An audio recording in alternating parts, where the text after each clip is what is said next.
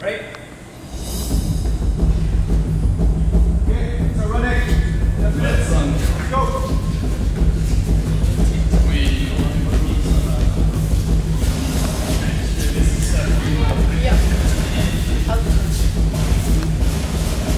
Check your size.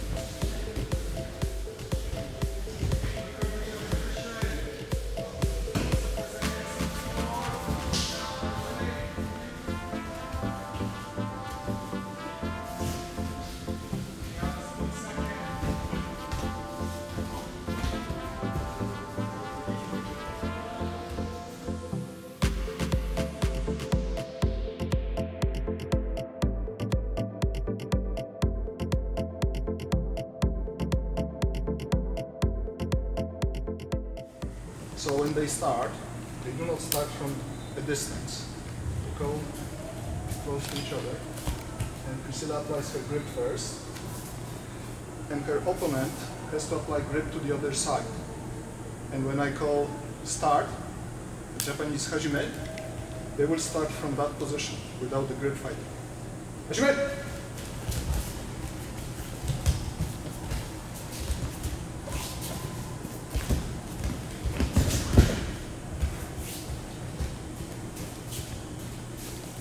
And if that happens, action is scored and the match is either over, or if it's not a fully decisive action, then they start over again in the same position. Once again. Sasai.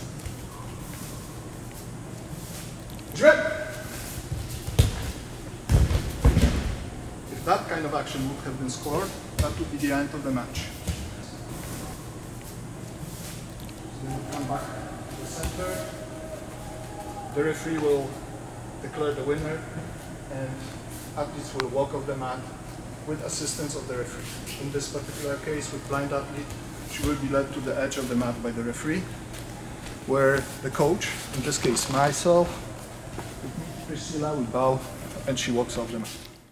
My name is Andrzej Sonday. I work for Judo Canada as sport director and also a coach of the Paralympic Judo program. We are right now in Montreal at the National Sport Institute, and the National Training Center for Judo Canada is located here. It's a beautiful facility that we have been dreaming of for over 30 years. It materialized only 5 years ago when our national team athletes moved here, and at this point of time also the Paralympic team members are here. In the background, Priscilla Gagné is the first female Paralympic judoka who won a medal in the World Championships. She won a medal in Portugal in 2018, and now she is getting ready for Tokyo 2020. What she is doing with her partner, with the Jaquina, they are practically demonstrating for us what judo is, and just doing some drills. Hi, my name is Priscilla Gagné and I do VI Judo. Hi, my name is Jaquina Simao and I'm Priscilla's training partner. We are at the INS, the National Training Center in Montreal, where the entire national team for judo trains. I've been involved in judo for almost 10 years, going on 10 years, but only on a more competitive level in the last 5 years. What's your biggest success? My biggest success would be placing third at Worlds back in Portugal, and also placing third in Hungary, which was my first major win internationally. I am very fortunate to have a strong group of people around me like Jaquina and my coach Andre, who make this program possible and make it doable as well, and make it both mentally and physically challenging and helpful. What are you getting ready for? What's your dream? My dream is to medal in Tokyo 2020, and that's what we're in preparation for now. The qualification season has already begun, so we're working on those competitions now. We have just a few left throughout this year, and a couple of other tournaments just for experience and to keep the competition mentality going, which will be the Pan Ams in Peru in August. Priscilla is B1, classified as a blind person. She competes against B2 and B3, which are visually impaired individuals, which is a challenge for her because she doesn't have any hand-eye or leg-eye coordination, while her opposition, the most important opponents, actually have quite a good understanding of hand-eye coordination and leg-eye coordination. So she is fighting the uphill battle. She actually is the only B1 athlete, only blind athlete who placed on the medal podium at the last World Championships in Portugal in 2018. And she is a pride and joy of my coaching career, because I worked with her from the very beginning when she started her judo career in Ottawa. And I've seen her phenomenal growth in this field, and also seen her growth as a human being. This National Training Center is one of the top facilities right now on the world scale. We are very fortunate to have this kind of place to train our athletes. Normally, when all of our athletes train in Canada, we have approximately 75 to 100 people daily on the mat. And that's the best training environment we can offer in Canada to our athletes to prepare for the worldwide competition. Judo is a very widely practiced sport. There's over 200 countries involved in the international competition level, members of the International Judo Federation. And we are right now, as a country, quite competitive at the world stage, and we are very proud of it, because judo is not a very popular sport in North America. So we have actually 6 coaches hired full-time, working here permanently with this 100 selected athletes. It's a program for the elite of the elite in Canada. All the athletes who are nationally carded or supported by the Sport Canada or Judo Canada funds must train on a regular basis here, so must be located in Montreal.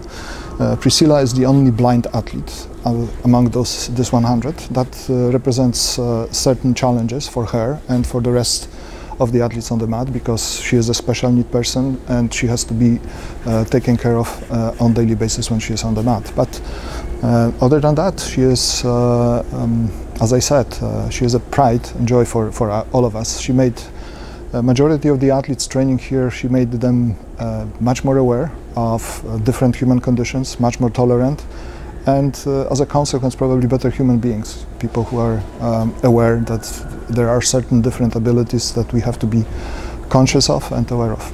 So. Let's go! Stand up quick! Stand up quick!